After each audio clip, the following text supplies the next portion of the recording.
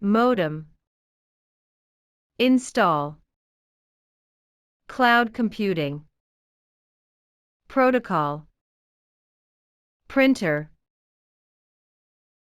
interface, application, update, password, algorithm,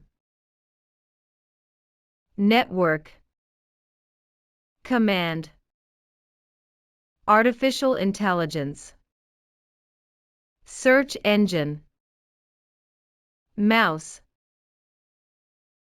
folder, user interface, monitor, virtual reality, cybersecurity, Internet of Things, blockchain, big data, social media, email, hardware, router, database, software, computer, data mining, internet, encryption, authentication, machine learning, file, debug, backup, browser, hyperlink, server, operating system, version, client, programming.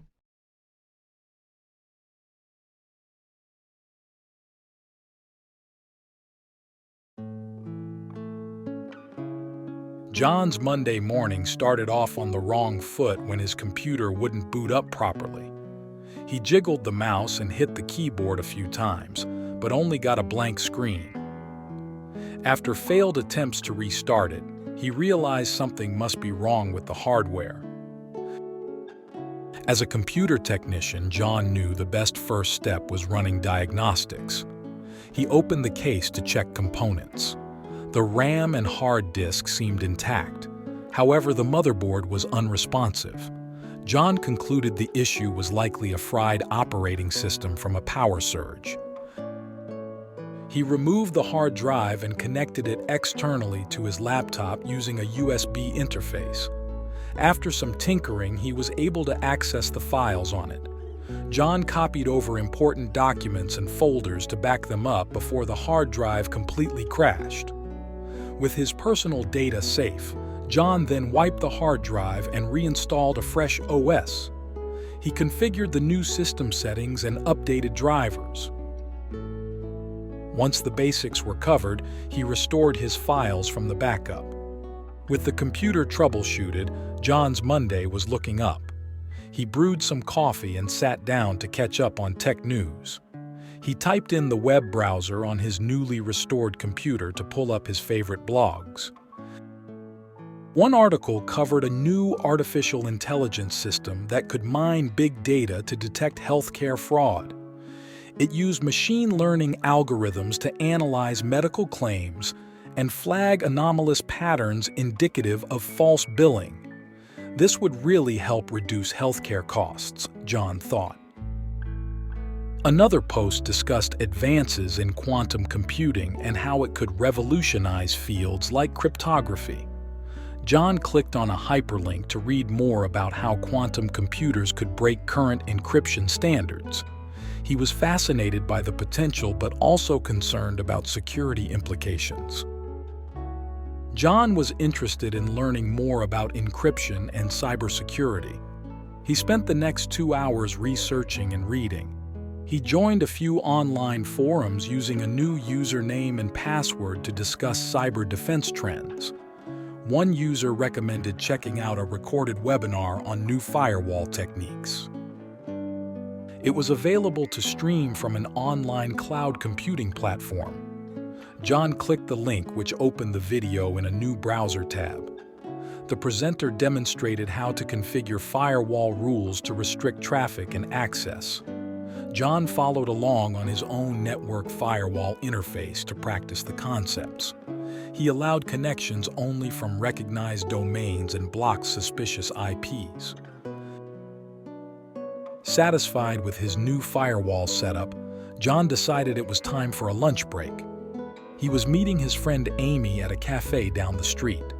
On his way out, he grabbed his laptop, mouse, and headphones to take with him. John and Amy both worked as programmers at competing software companies. They often met up to exchange industry gossip. Today, Amy seemed distressed. She explained that a new software update deployed to thousands of their customers yesterday contained serious bugs. Users were complaining the app was crashing their computers and phones. The development team was scrambling to fix the issues. John asked if they had a backup version they could revert to. Unfortunately, Amy said their backups hadn't been maintained well. It would take days to roll back and debug the faulty update. She dreaded the flood of angry customer emails and calls she would receive. After sympathizing with Amy's plight, John had an idea. He knew his company had been testing AI algorithms for automated bug fixing. This seemed like the perfect opportunity to give it a try.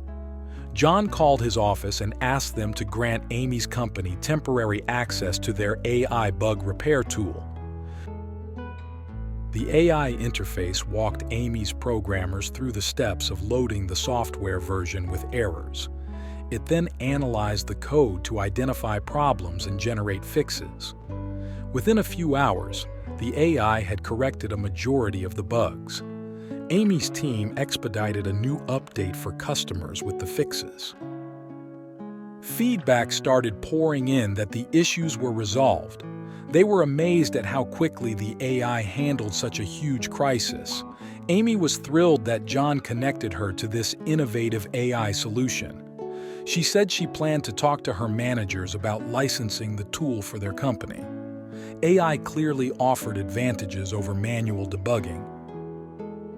John was happy he could help his friend and put new technology to work for real-world problems. On his walk back to the office, he listened to a podcast episode interviewing executives at big tech companies.